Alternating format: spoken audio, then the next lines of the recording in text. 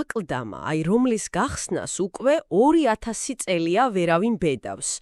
თან არა ლეგენდების გამო, არამედ რეალური საფრთხეების. კი, გასაგებია. ან ტაჯარი, რომელიც პირამიდებზე, სტოუნჰენჯზე ბევრად ათასობით წლით ძველია. აგებული მაშინ, როცა ხალხს ჯერ, სოფლის მეურნეობაც არ ქონდა მოგონილი. წარმოუდგენელი ამბავია მართლა. და რუკა, რომელიც ანტარქტიდას აჩვენებს, ოღონდ ყინულის გარეშე. თან მის ოფიციალურ აღმოჩენამდე საუკუნეებით ადრე. ეგეც კიდევ ერთი. ეს ისტორიის ნამდვილი გამოცანებია, თქვენ გამიღებული მასალებიდან ამოკრეფილი და ჩვენ აქ ვართ, რომ ერთად ჩაუღრმავდეთ ამ საიდუმლოებებს. დიახ.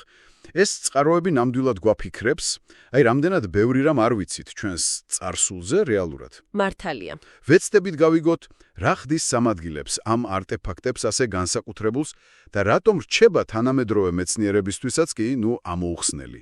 დავიწყოთ ჩინეთით, მაშინ.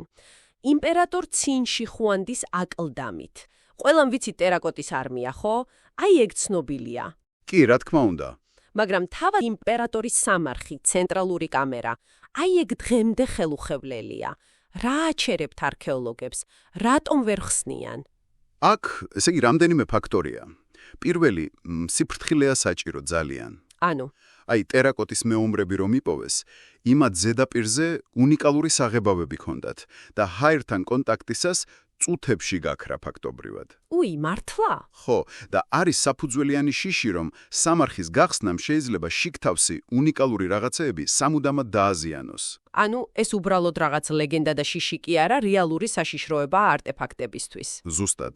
და გარდა ამისა არის კიდევ მეორე, უფრო სერიოზული მომენტი. უძველეს ჩანაწერებში წერია სამარხის გარშემო ვერცხლის წყლის მდინარეებზე. ვერცხლის წყლის? დიახ. და თანამედროვე კვლევებმა გეოფიზიკურმა სკანირებამ დაადასტურა ნიადაგში ვერცხლის წყლის ანომალიურად მაღალი კონცენტრაცია. ზუსტად იქ, სადაც მარაში უნდა იყოს. ვაუ! ეს ხომ მომწავლელია. უკიდურესად. და გათხრებს ძალიან სახიფოთოს ხდის. და რა თქმა უნდა, კულტურული ასპექტიცაა. ეს იმპერატორის განსასვენებელია, წმინდა ადგილია და ბევრისთვის მისი შეწუხება მიუღებელია. წინაპრის შეურაცხყოფაა. ესე იგი, აქ ერთმანეთს ეჯახება ისტორიული ცნობის მოყვარეობა, შენარჩუნების სურვილი და თან რეალური ფიზიკური საფრთხე. გასაოცარია. ნამდვილად. ახლა მოდი დროში კიდევ უფრო უკან წავიდეთ. თურქეთი, გობეკლი თეფე. 10,000 წელზე მეტი ხნის წინანდელი ნაგებობა. წარმოუდგენელი თარიღია. ხო, წარმოიდგინეთ, ბორბლამდე, დამწერლობამდე, სოფლის მეურნეობამდე. როგორ ააშენეს მონადირე შემგროველებმა ასეთი რამ? გობეკლი თეფე, მართლა არღვევს ყველაფერს, რაც აქამდე ვიცოდით ნეოლითზე. ვხედავთ უზარმაზარ 6 მეტრამდე სიმაღლის თის ფორმის სვეტებს. 6 მეტრი? დიახ, ზოგი 20 ტონას იწონის. და ზედამოკვეთილია ცხოველების აბსტრაქტული სიმბოლოების რთული გამოსახულებები. ამას ხომ ორგანიზება სჭირდებოდა, ხალხის მობილიზება. ზუსტად, ასობით ადამიანის კოორდინირებული შრომა, რესურსების მართვა. ის, რაც გვეგონა, რომ მხოლოდ განვითარებულ აგრარულ საზოგადოებებს შეეძლოთ. ანუ, იქნებ პირიქით იყო? ჯერ ესეთი ცენტრები აშენდა და ამან გამოიწვია მერე სოფლის მეურნეობის საჭიროება. ეგ არის ერთ-ერთი მთავარი კითხვა, რასაც გობეკლი თეფე სვამს მეცნიერებაში. და კიდევ ერთი საიდუმლო, არანაკლებ საინტერესო. კიდევ არის? კი.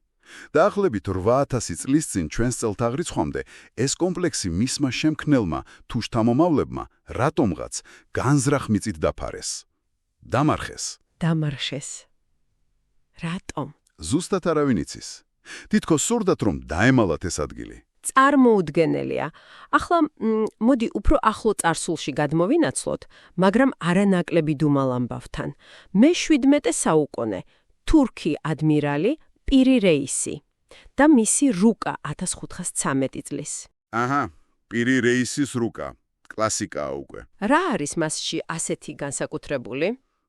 რუკის შემორჩენილი ფრაგმენტი გასაოცარი სიზუსტით აჩვენებს ატლანტის ოკეანის სანაპიროებს, აფრიკის დასავლეთი, სამხრეთ ამერიკის აღმოსავლეთი. ეს გასაგებია, კოლუმბის ეპოქაა თითქმის. კი, მაგრამ ყველაზე გასაოცარი ანტარქტიდის ჩრდილოეთ სანაპირო ზოლის გამოსახვაა. ანტარქტიდის? დიახ, თანაც როგორც ჩანს ყინულის საფარის გარეშე.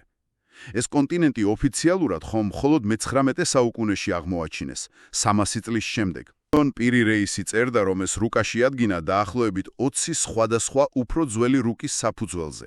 ზოგი მისი თქმით ალექსანდრე მაკედონელის დროინდელიც იყო. კოლუმბის გამოყენებული რუკებიც ახსენა. მაგრამ ანტარქტიდა თან უყინულოდ. აი ეგ არის მთავარი გამოცანა.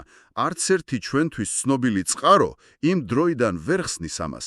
ვერც სიზუსტეს, ვერც ანტარქტიდის არსებობას, მით უმეტეს უყინულოდ. ეს ერთ-ერთი დიდი კარტოგრაფიული საიდუმლოა. თითქოს ვიღაცამ საუკუნეებით ადრე გადაუღო ფოტო დედამიწას. დოგერლენდი ის ჩაძირული სამყარო ჩრდილოეთის ზღვაში. დოგერლენდი უკვე დამტკიცებული ფაქტია. ოდესღაც ხმელეთი იყო ბრიტანეთსა და ევროპას შორის. ესეც იმას გვაჩვენებს, თუ როგორ იცვლება სამყარო და რა შეიძლება დაიკარგოს. მართლაც, აი ყველა ეს მაგალითი ცინში ხუანგდის აკლდამა, გუბეკლითეფე, პირერეისის რუკა ერთ რამეზე მიუთითებს თითქოს, რომ ჩვენი წარმოდგენა ისტორიაზე, როგორც რაღაც სწორხაზოვან განვითარებაზე, შეიძლება ზედმეტად მარტივია. ზუსტად. აი ამ აღმოჩენებში ყველაზე მომხიბლავი სწორედ ეგ არის, როგორ აყენებენ ეჭქვეშ პროგრესის ამ იდეას.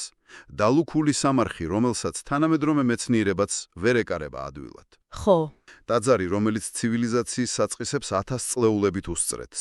წარმოუდგენელი ხალხი იყო. და რუკა, რომელიც შეუძლებელ ცოდნას შეიცავს.